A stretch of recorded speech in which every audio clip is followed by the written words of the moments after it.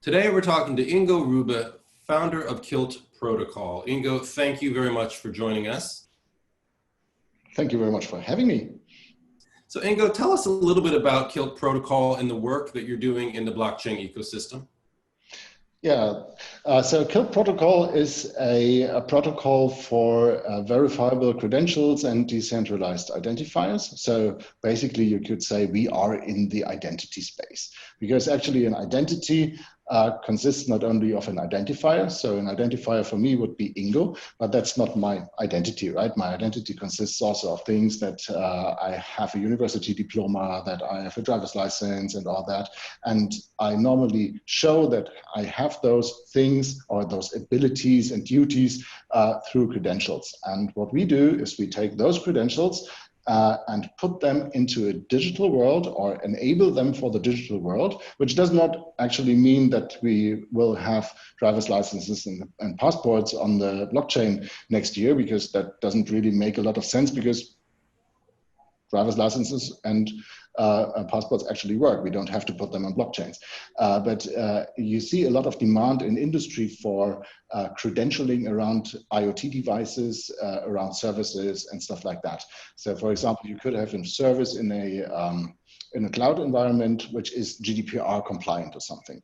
And then there would be some entity which says to the service, okay, you are actually GDPR compliant. And then the service takes this credential and can show it to every other service. And that's actually what we try to establish for the digital world. So we take the nice process of passports and driver's licenses and all that from the analog world into the digital world and enable it for digital appliances. This is what's And what do you think are the biggest obstacles right now to widespread mainstream adoption of blockchain? That's an interesting question. So maybe blockchain is the biggest obstacle there, because blockchain technology is actually pretty new, right? So it's 10 years old or something, and it's very, very fast evolving, but it also has to evolve very fast, because it is still in many ways not perfect and not good enough to actually get adoption. And I always say it will have mass adoption as soon as people don't see the blockchain anymore. So we have to take the really complicated technology away from the people. And if we manage that you use a system without actually knowing that there's an infrastructure which is made from blockchain behind it or below it, then we will be successful in having adoption. So the technology is still too clumsy for people to actually adopt it. So what do you think specifically that the ecosystem, by that I mean commercial entities, governments, academics, can do to help address these obstacles, these challenges? I think it's most of it is actually still a technological problem. So there's many things which have to be solved, or which are just on the road being solved as we speak. And so I think 2020 is a very important year for the blockchain ecosystem, because many technologies we have been waiting for desperately for a couple of years are actually coming out into the market this year. So there we are in very exciting times. What others can actually do is, so from academia side, I think they are doing quite good, because academia is actually adopting blockchain very well. We see university courses there. We even see blockchain master courses and stuff like that. That is absolutely essential, because this blockchain technology requires a lot of brain, and brain comes out of universities normally. And when we have very skilled people there developing with us the future, then we have a much better chance. From side of governments, it would be nice if they would start to, they already started, but if they would speed up a little bit in understanding what we actually do and enabling it, and not too much holding to things that are just from the past, and and enable it a little bit more, but without a complete focus on the financial industry. So I think the focus into the financial industry is getting much too big from the government side. We see a lot of nice legislations, but they're all around the coins and all that stuff. But there's other things which we have to clear up. There's, GDPR, for example, doesn't really work together with blockchain. We have to work on that. There's many things which is outside the pure regulation of the coin, actually. There's other things as well. And industry, well, you can't blame industry for not adopting blockchain today, I would say. It's not that they move too slow. It's actually that the blockchain industry was not able so far to tell a story which is really compelling to industry, because what we normally try to sell those people is, oh, you can streamline the process. This is what they hear since like 40 years. So that makes it it makes it a database, basically, because also with Microsoft Excel, you could really streamline processes. So, and this is actually not what blockchains were meant for. They're not for streamlining processes. They are something completely different. They're decentralized things.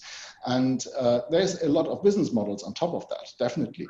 But we're really not telling those chances. We're not telling those business models. And I think as soon as we can tell those business models of the future, how people can actually start earning money on top of blockchains, then they will be more than willing to adopt that thing. But as long as we are just telling, yeah, this is something which makes your process better. It's a little bit like, who do you approach? Do you go to the CIO?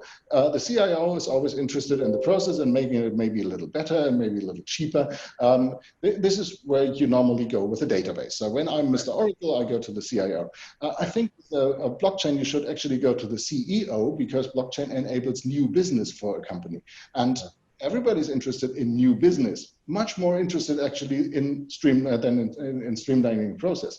So I think it's more a strategic thing. But blockchain companies have failed a lot in explaining what actually could be done with blockchain on the side of making new business. So just briefly, what use cases are you most excited about coming online in the next year or two? It's not really use cases I'm excited about. I'm very much excited about the transition of the Web 2 to the Web 3. I think this is going to be the biggest also business driver actually for blockchains. It's not like it's not an application. It's more rethinking the whole idea of the centralized web. Right now we have a centralized web. There's Facebook and there's Google, and they basically control everything, and they have all the data, and they are also shutting the market for many others. And this can be changed. It can be changed by many cool things which are happening right now. Filecoin, for example, is extremely important. It's going to come up in this year, actually.